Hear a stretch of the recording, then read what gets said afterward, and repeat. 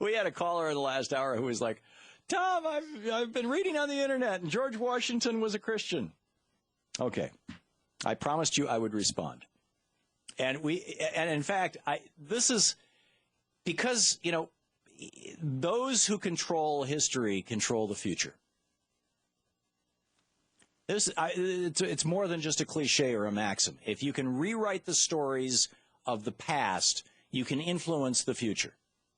And there is a very, very aggressive effort going on by people like David Barton, who is the, quote, historian, although he's not a historian, that Glenn Beck always had on his show, who literally makes up quotes for the founders, including quotes by George Washington, literally makes them up out of whole cloth, and they have appeared in textbooks. I mean, there's a whole industry now of going back and finding David Barton quotes and stripping them out. So let's look at some actual quotes. And some of the things, what the founders actually believed about religion in America and its role in America. And what kind of nation this was. And first of all, keep in mind, this was the generation, the founding generation, that didn't have the direct memory of, but had the near memory of the Salem witch trials. It's like the way that we have the memory of the Great Depression. It was our grandparents or our parents or our great-grandparents, but it was close by.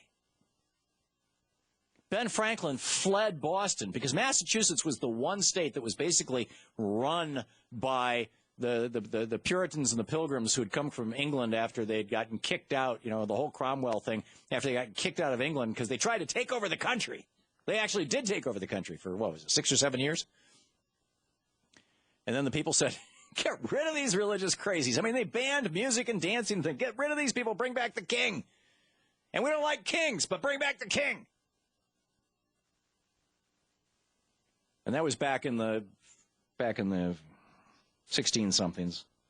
So anyhow, they had this memory of this. Ben Franklin left Boston when he was a teenager because he wanted to get away from it. He went to Philadelphia, a very secular city. And he wrote in his autobiography, I have found the Christian dogma unintelligible.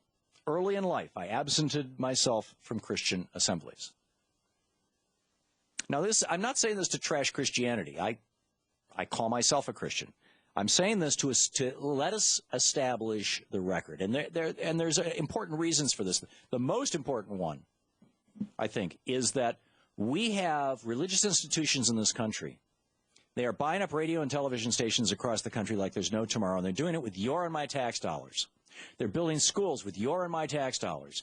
They're making fortunes. You got people like Pat Robertson, who's worth $1 billion with a B, and he made it all tax-free because he called himself religious. Great business if you can be in it. You got an entire broadcasting network out there, right-wing broadcasting network running 24/7, running some really incredibly toxic right-wing programming, and it's paid for by their Bible publishing division, which may be for profit. I don't know. But that's the pervasive influence of religion. So anyhow, to George Washington, February 1st, 1799, you can look it up, Thomas Jefferson wrote in his diary, in his personal diary,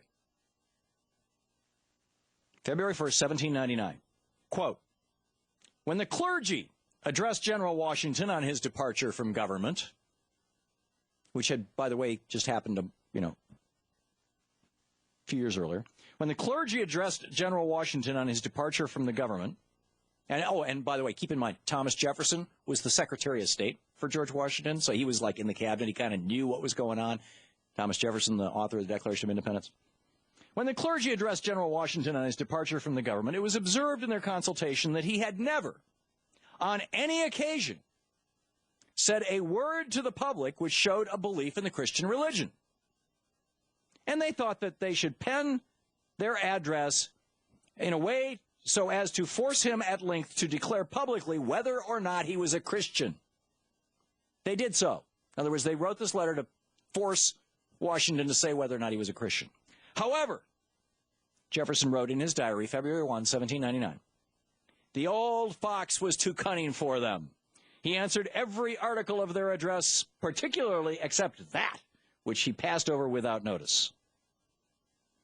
Now, Jefferson continued in his personal diary, he said, Washington never did say a word on the subject of Christianity in any of his public papers, except in his valedictory letter to the governors of the states when he resigned his commission in the Army, wherein he speaks of the, quote, benign influence of the Christian religion, end quote.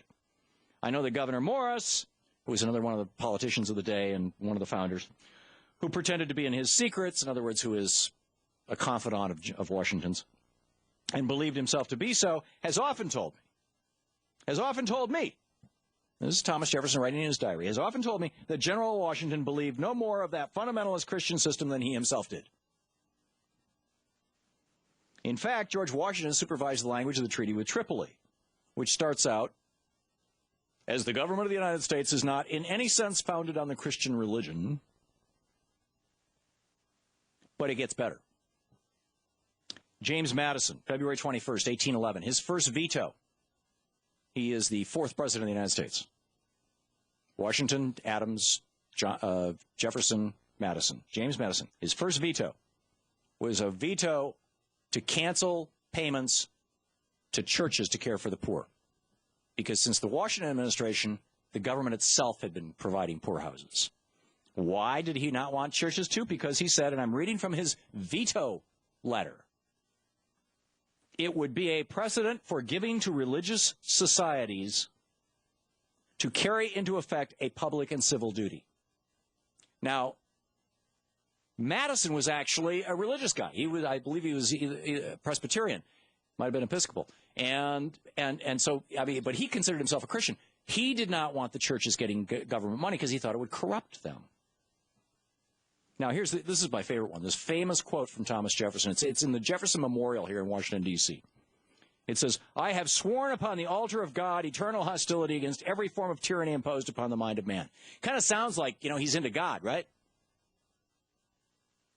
That's the quote that everybody quotes. Let me give it to you in context. It's from a letter that he wrote to Benjamin Rush, one of his very best friends. He was a physician. And he was also one of the founders, and he was a deist and a Unitarian. And he said, Dear, and this was a letter that Thomas Jefferson wrote just before the election of 1800. He was running for president of the United States. 3 months before the election, he writes this letter to Benjamin Rush. And it was a very personal, very private. In fact, at the end of the letter, he talks that, please do not expose this. He said, I promised you a letter on Christianity, which I have not forgotten. I do not know that it would reconcile the genus irritable vetum, in other words, the angry priests who are all in arms against me. Their hostility is on too interesting a ground to be softened. The delusion on the clause of the Constitution, he's talking about the First Amendment, which while it secured the freedom of the press, covered also the freedom of religion, has given to the clergy a very favorite hope of obtaining an establishment of a particular form of Christianity throughout the United States. And as every sect believes his own form to be the true one, everyone perhaps hoped for his own, but especially the Episcopalians and the Congregationalists. The returning good sense of our country, he's talking about the probability that he will be elected president. Right, this is 3 months before the election. The returning good sense of our country threatens abortion to their hopes. And they, the preachers, believe that any portion of power confided to me, such as being elected president, will be exerted in opposition to their schemes. And they believe rightly, for I have sworn upon the altar of God eternal hostility against every form of tyranny over the mind of man. But this is all they have to fear from me, and enough, too, in their opinion. Interesting when you put things in context, how they sometimes reverse. This is the Thom Hartmann Program.